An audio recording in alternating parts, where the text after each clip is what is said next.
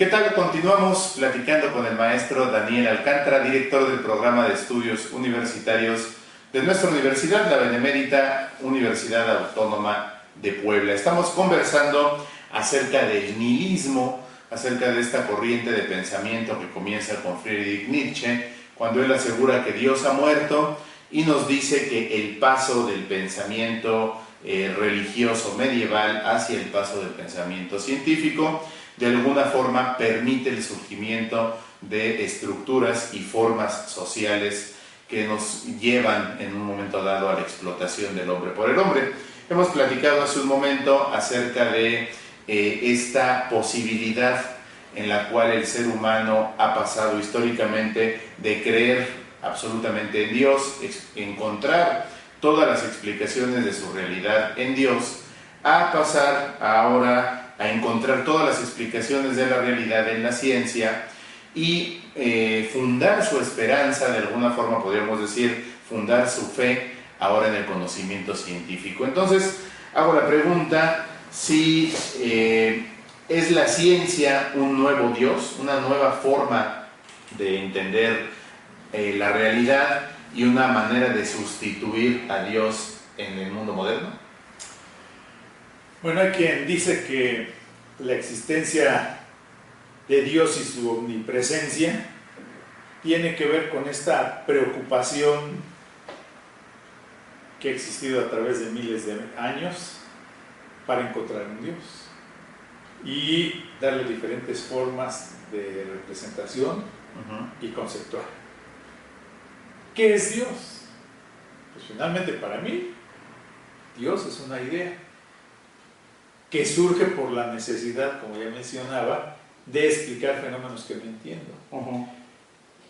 Pero surge así esta preocupación intelectual y se van creando, bajo la forma ideológica, las religiones. Pero la ciencia finalmente también es un conjunto de ideas, tiene sus raíces en el ámbito ideológico y trata de encontrar esa explicación. Ahora, incluso el ateísmo no puede sustraerse a su referencia a Dios. O sea, yo no creo en Dios, pero lo mencionamos. Pero es mi referente, me estoy definiendo por una negación. Claro. Es decir, yo creo que efectivamente un Dios como ser tangible, omnipresente y bla, bla, bla, no existe. Si tomamos esas atribuciones y se las ponemos a la ciencia, pues hay quien podría llegar a la conclusión de que la ciencia es un nuevo Dios. Sin embargo, insisto, esto, quien se lo plantea así, y no digo que lo hagas tú necesariamente, claro. Pero quien se lo plantea así, y si lo haces, pues es mi opinión, quien se lo plantea así es porque tiene la necesidad de tener presente a Dios. Es decir, le preocupa. Conozco científicos que dicen, no, pues es que sí, yo he llegado, y la evolución, el conocimiento, y la biología, y la naturaleza. Pero todo esto no quita mi fe en Dios, de que alguien más poderoso nos hizo, bla, bla, bla, y que nos acompaña. Es como dicen también, hasta el ateo más recalcitrante, en momentos de angustia suprema o de peligro inminente de muerte, mienta a Dios o le reza. ¿No? ¡Ay, Dios mío! Y hasta los que se dicen ateos a veces tienen estas expresiones, ¿no? Claro. Virgen María. Y pues no porque crean la Virgen, sino porque simplemente son expresiones que han escuchado desde niños. No, y además estamos en una sociedad católica arraigada. Sí. Estamos en una sociedad en la cual el concepto de Dios forma parte de la cultura. Claro. Y eso no es nuevo, ¿no? O sea, en México desde la conquista, de hecho la conquista, pienso yo, fue una conquista más bien espiritual antes que económica o territorial. Después de económica y territorial pues ya se dio solita. Pero sí hay una huella genética, por así decirlo, de tener el nombre o el concepto de Dios. Sin embargo, a mí me gustaría explorar la desacralización de la que habla Nietzsche en el sentido de la conducta ética y la conducta moral que el ser humano hace sobre su entorno. Por ejemplo, en el sistema capitalista en el cual vivimos, nos podemos dar cuenta que el uso de la naturaleza es indiscriminado. O sea, no hay ningún respeto ya por la naturaleza, la utilizamos a diestra y siniestra y eso tiene consecuencias. Creo yo que es parte de vivir en la inmediatez Y pienso también que esa inmediatez es un rasgo característico del nihilismo. Sí, pero eso justamente te habla de la pobre concepción del hombre Claro. que tiene el propio hombre. Uh-huh. Es decir, como los laicos pueden decir, tenemos libertad de hacer, de creer y construir nuestras instituciones.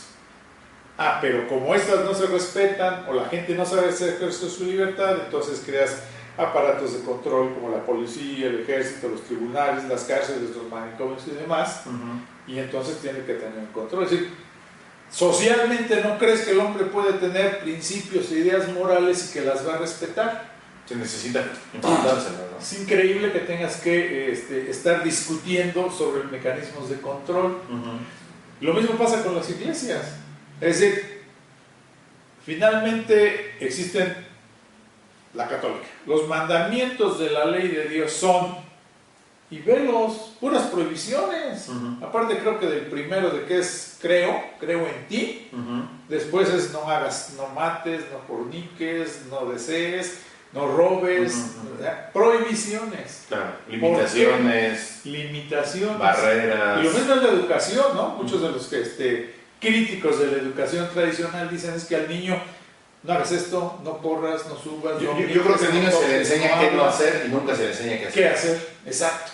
Entonces, te digo, en ese planteamiento, que además coincido que es real, está latente la pobre concepción del hombre que tiene el hombre mismo. Y aquí en las universidades, en estos días hemos estado discutiendo con algunos compañeros también, lo pongo como ejemplo porque es ilustrativo, sobre las limitaciones que se han tenido en los contratos colectivos de trabajo, sobre los derechos y obligaciones, los estímulos que se les dan. Y entonces el problema de hace muchos años, pero ahora lo he recordado, es cómo mantienes control. Le tienes que poner a las personas reloj checador y que no chequen después de tal tiempo, y les tienes que prohibir que alguien les cheque, y tienes que decirles por escrito qué es lo que tienen que hacer. Tú dices, vamos a hacer una evaluación, y el que se autoevalúa, yo soy bueno en todo. Y el jefe o a otros hacen la evaluación y no, llega tarde, no cumple con su trabajo, limpia mal, se sale a cada rato. Entonces, yo digo, ¿y dónde está la actitud del hombre para decir, este es mi trabajo, me da mis ingresos, me dedico a ello y soy creativo en mi trabajo? Claro. Entonces, todas son prohibiciones. Finalmente, la religión tiene ese problema, pero la ciencia lo tiene también. En la moral laica y en la moral religiosa, sí hay esa confluencia de que, como resultado de la evolución del sistema capitalista en el que vivimos, la marginación, el abandono en el que nos sentimos, sí lleva a esas conductas nihilistas de no creer en nada, no respetar nada, vivir solo por el placer, buscar la felicidad inmediata, y tú dices, bueno, ¿qué puedes esperar? Pues nada, solo quiero pasarla bien, dicen los chavos, ser feliz, dicen los abuelitos, y trascender, dicen los políticos, dejar huella, quiero sembrar mi árbol o dejar a mis hijos que den continuidad. Pero en esencia es porque ya no creemos en nada. Y como no creemos y no tenemos confianza en nosotros mismos, entonces buscamos la esperanza o la fe que nos da la religión, la ciencia, y las prohibiciones que nos dan el Estado, la religión y la ciencia.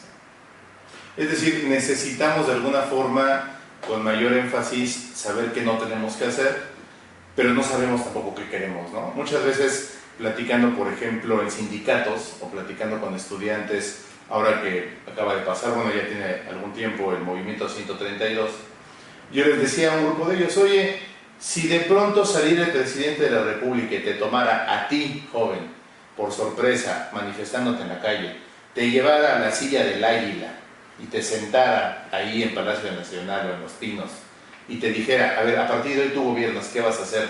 ¿Sabrías qué hacer? No. Y me dijo, definitivamente no. Pero sí sé que no quiero. Entonces creo que el problema, alguna vez lo decía Engels, es que la clase trabajadora sabe perfectamente qué es lo que no quiere, pero no sabe qué es lo que quiere.